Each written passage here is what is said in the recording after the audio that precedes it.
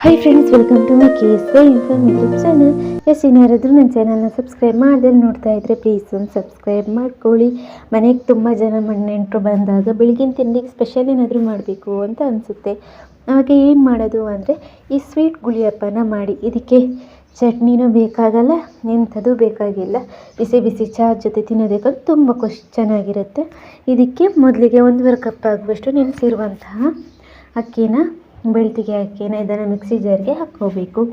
1-2 ಗಂಟೆ ನೆನೆಸಿಡಬೇಕು. ಅದಾದಮೇಲೆ ಇವಾಗ 1 ಕಪ್ ಆಗುವಷ್ಟು ಕಾಯಿ ತುರಿನ ಹಾಕ್ಕೋಬೇಕು.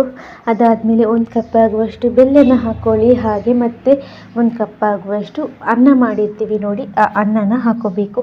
ಹಾಕ್ಕೊಂಡು ಇದಕ್ಕೆ ಸಿಹಿ ಜಾಸ್ತಿ ಬೇಕು ಅಂದರೆ ಸ್ವಲ್ಪ ಜಾಸ್ತಿನೇ ಆ್ಯಡ್ ಮಾಡ್ಕೊಳ್ಳಿ, ಇಲ್ಲಾಂದರೆ ಸ್ವಲ್ಪ ಕ್ವಾಂಟಿಟಿ ನೋಡ್ಕೊಳ್ಳಿ. ಹಾಗೆ ರುಚಿಗೆ ಬೇಕಾದಷ್ಟು ಉಪ್ಪು, 1-2-3 ಏಲಕ್ಕಿನ ಜಜ್ಜಿಬಿಟ್ಟು ಹಾಕ್ಕೊಳ್ಳಿ. ಹಾಕ್ಕೊಂಡು ಚೆನ್ನಾಗಿ ಕಡ್ದ್ಬಿಟ್ಟು ಈ ಹದ ಬರಬೇಕು ಹಿಟ್ಟು, ಆ ಥರ ಕಡ್ದಿಟ್ಟಿಟ್ಕೊಂಬಿಡಿ. ಇವಾಗ ಅಪ್ಪ ಕಾವಲಿನ ಈಗ ಬಿಸಿ ಕಾಯೋದಕ್ಕೆ ಇಟ್ಬಿಟ್ಟು ಅದಕ್ಕೆ ತೆಂಗಿನೆಣ್ಣೆನ ಹಾಕ್ಬಿಟ್ಟು ಈಗ ಗುಳಿಯಪ್ಪನ ಸ್ವಲ್ಪ ಬಿಟ್ಬಿಡಿ.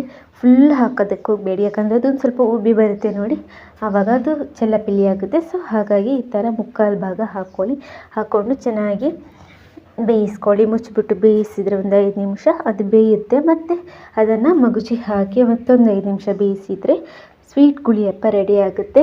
ಮನೆಯವರಿಗೆಲ್ಲ ಸಿಹಿಯಾಗಿರುವಂತಹ ತಿಂಡಿನ ಹಂಚ್ಬೋದು. ಬೆಳಗಿನ ತಿಂಡಿಗೆ ಈಸಿ ರೆಸಿಪಿ, ಚಟ್ನಿ ಮಾಡಬೇಕಾಗಿಲ್ಲ, ಟಿಫಿನ್ ಬಾಕ್ಸ್ಗೂ ಹಾಕ್ಕೊಬಿಡ್ಬೋದು. ಇಂಥದ್ದು ಇಲ್ಲ, ಇಷ್ಟು ಚೆನ್ನಾಗಿರುತ್ತೆ.